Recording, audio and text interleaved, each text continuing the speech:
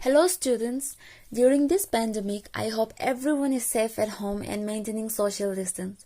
I'm your social science teacher and my name is Hagenimo. Before starting the class, let me tell you the marks distribution for your board exam. In social science, you have 4 units and they are history, geography, political science and economics. Each unit carries 20 marks, making it total 80 marks. These marks are only for the theory part, and the rest 20 marks will be given from your internal assessment. So your final total score will be 100. I hope you all will prepare from the very beginning of the class, so that later on it won't be burdensome for you. The first unit that we will be studying today is economics. Now let us start our lesson. In this class, we will begin the discussion of our first chapter of economics, that is development. The main focus of this chapter is to understand development in many aspects. These are the topics that we will study in this chapter. We will be dealing with it one by one. Always keep your textbook open with you and underline the important points as we keep discussing.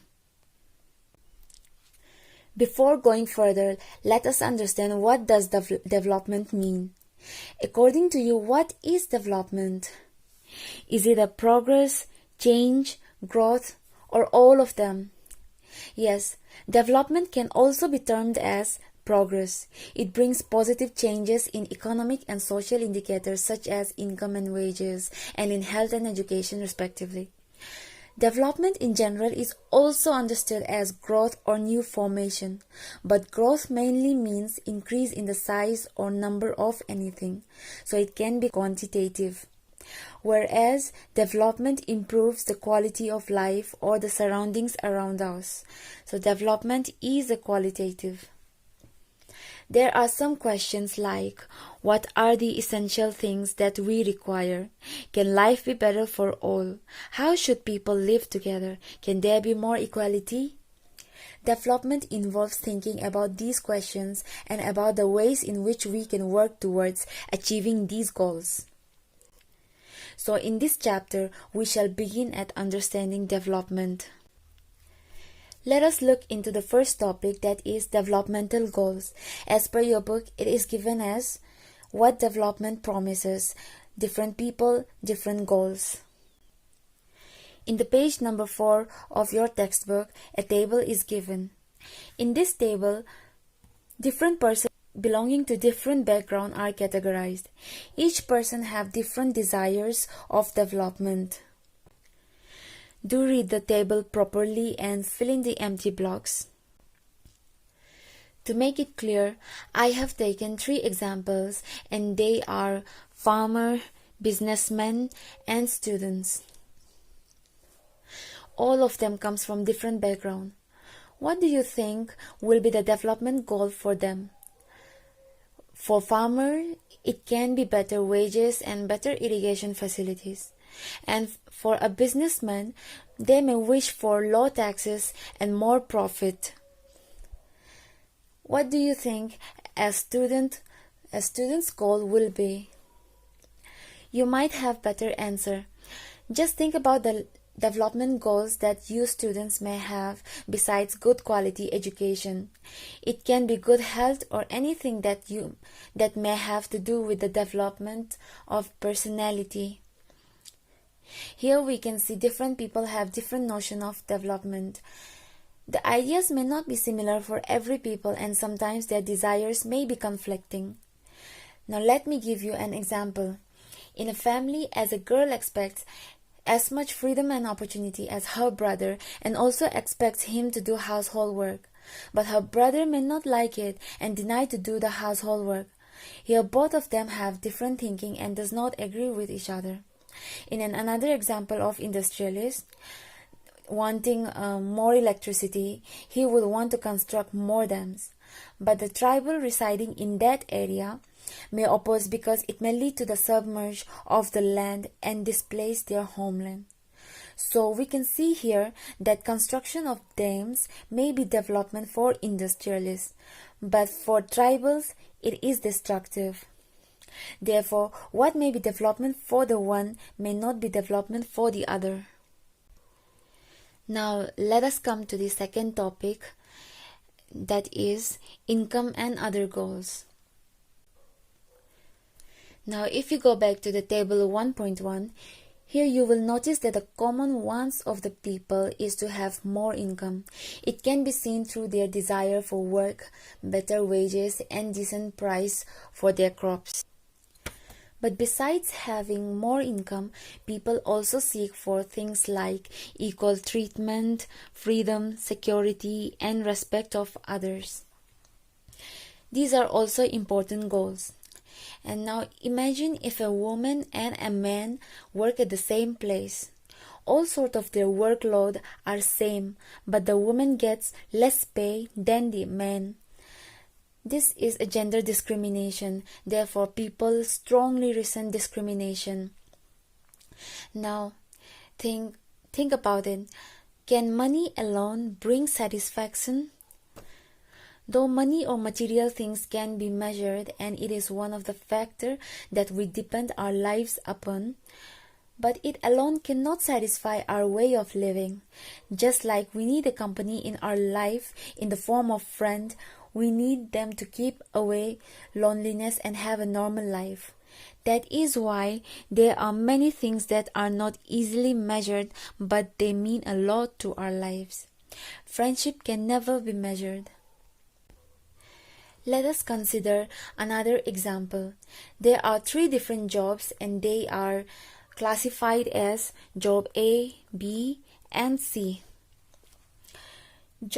Here you see job A has one disadvantage, that is the location of the workplace. In job B, apart from the less pay, it has sense of security, time and freedom, but in job C with a higher payment, all the other condition seems disadvantage. As people has different choice in accordance to their living needs and wants, they may have different choice. According to you, which job would you prefer to choose? Which one do you think will be better for you? Which job will satisfy your living? This example shows that people not only look at income but also look at a mix of goals. As in a society that we live in, a working woman gets respected and their dignity increases. A safe and secure environment encourages women to take up a variety of jobs and run business. Hence, the developmental goals that people have are not only about better income, but also about other important things in life, like equal treatment, freedom, security, and respect, just like we have discussed earlier about it. Now let's come to the third topic, that is national development. As we have learned in the first topic that different people have different developmental goals, similar to that, the notion of national development is also likely to be different. What do you think that such steps should be taken to develop a nation? What India should do for development? Think about it and make a note based on this question. Here, to fulfill the national development, 4 domains are given. They are economic, political, social, and infrastructure. Under this, the economy of the nation should be improved as the market sector. In this, politics should be made strong in order to run the nation. Under here comes the education, health facilities, etc. And in infrastructure, betterment of road connectivity, good transportation should be developed. Next, how would you define national development in your own word? Here, it is defined as national development is the ability of the nation to improve the standard of living of its residents. It means development is done for the account of improvement in the life of its citizens.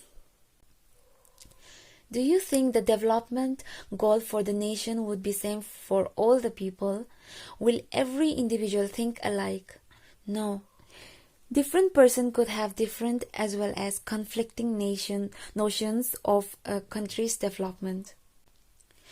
Imagine in a family discussion, you bring the topic on national development. You surely would get variation in answers. For you, change in education system may be development. For your father, cleanliness may bring development, and for your mother, it may be reduction in price of groceries. Therefore, different person could have different notion and different views and opinions on developing nation. Some important criteria for national development are GDP, literacy rate, medical facilities, and job opportunities. GDP is the gross domestic product. It is defined as the final value of the goods and services produced within the country in a financial year. Remember, the word within here is important. So the measurement of GDP is the measurement of country's economy. It can measure to which extent economy is developing.